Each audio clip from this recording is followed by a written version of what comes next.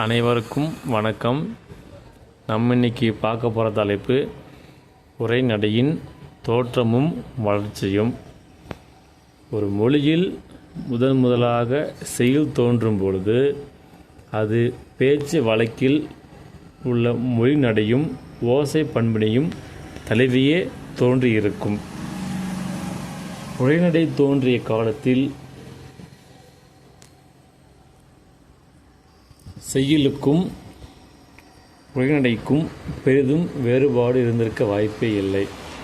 செய்யுள் எப்படி செப்பமாக செய்யப்பட்டது ஒன்றோ அதே போல உரைநடையும் செப்பமாக செய்யப்பட்டது ஒன்றாகவே கருதப்படுகிறது.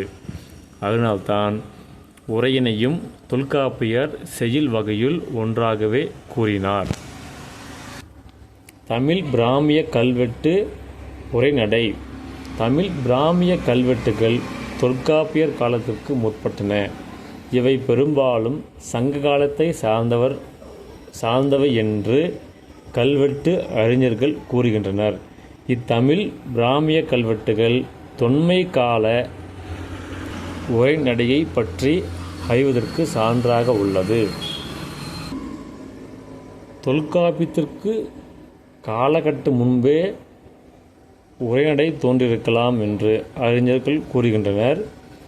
அது எப்படி என்றால், தொல்காப்பிய நூற்பாக்களில் என்ப, என்மனார், என்மனார் புலவர், நூல் நவில் புலவர் போன்ற சொற்கள் ஆங்காங்கே பறந்து விரிந்து கிடைக்கின்றன. ஆகவே தொல்காப்பியர் காலத்திற்கு முன்பே உரை நூல்களும் உரைநடையும் இருந்திருப்பதை தொல்காப்பியர் நூற்பாக்களில் அறிய முடிகிறது. சிலப்பதிகார உரைநடை. இந்நூலை தமிழில் தோன்றிய முதல் காப்பியம் என்று கூறுவர். எழுதியவர் இளங்கோவடிகள். இந்நூலுக்கு உரையிடையிட்ட பாட்டுடை செயல் என்று கூறுவர். ஏனென்றால் இந்நூல் முழுவதும் அல்லது ஆங்காங்கே சொல்கின்ற பொழுது உரைநடையும் அல்லது செய்யுளும் கலந்த போக்கில் அமைக்கப்பட்டது இந்நூல். உரைநடையின் வளர்ச்சி என்பது அச்சு இயந்திரங்கள் வரவால் தமிழில் முதலில் வளர்ச்சி பெற்றது உரைநடையே. அதன் காரணமாக பல வகையான கட்டுரை நூல்கள், சிறுகதைகள், நாவல்கள், மொழிபெயர்ப்புகள், திறனாய்வுகள் என பல பிரிவுகளில் உரைநடை வளர்ந்தது. உரைநடை முன்னோடிகள் என்று சிலரை கூறுவர். ராபர்ட் டி நொபிலி, அருளானந்த அடிகள், வீரமாமுனிவர், கால்டுவெல் இவர்களெல்லாம் சொல்லும்போது கேட்டால் உரைநடை முன்னோடிகள் என்று அழைக்கப்படுகின்றனர். ஆங்கிலேயர் ஆட்சி நாட்டில் நிலை பெற்ற பின் நாடெங்கும் அச்சகங்கள் தோன்றின.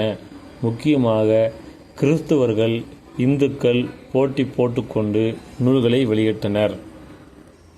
சென்னை கல்வி சங்கமும் சென்னை புத்தக கழகமும் பாட நூல்களையும் மொழிபெயர்ப்புகளையும் வெளியிட்டதால் உரைநடை நல்ல நிலையை அடைந்தது. தமிழில் உரைநடை தோன்றுவதற்கு நிறைய பேர் காரணமாக இருக்கலாம். அதில் சிலரை மட்டும் பார்க்கலாம்.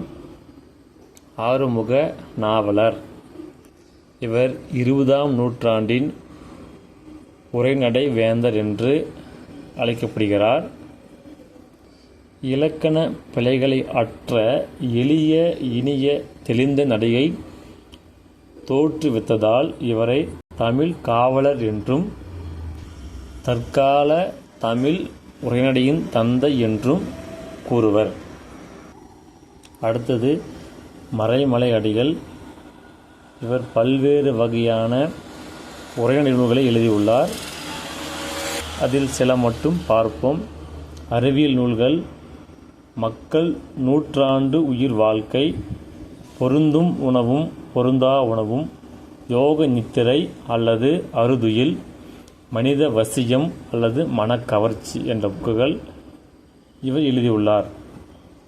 அதன் பிறகு திருவிக தமிழ் ஆசிரியர் இவர். திருவிக நடைகள் முழுக்கும் இனிமையாகவும் எளிதாகவும் இருக்கும். அவர் இயற்றிய பத்திரிகைகள் தேசபக்தன், நவசக்தி ஆகும். அது மட்டுமல்லாமல் சில புத்தகங்களையும் எழுதியுள்ளார். மனித வாழ்க்கையும், காந்தி அடிகளும், முருகன் அல்லது அழகு, பெண்ணின் பெருமை, தமிழ் சோலை போன்ற நூல்களையும் அவர் எழுதியுள்ளார்.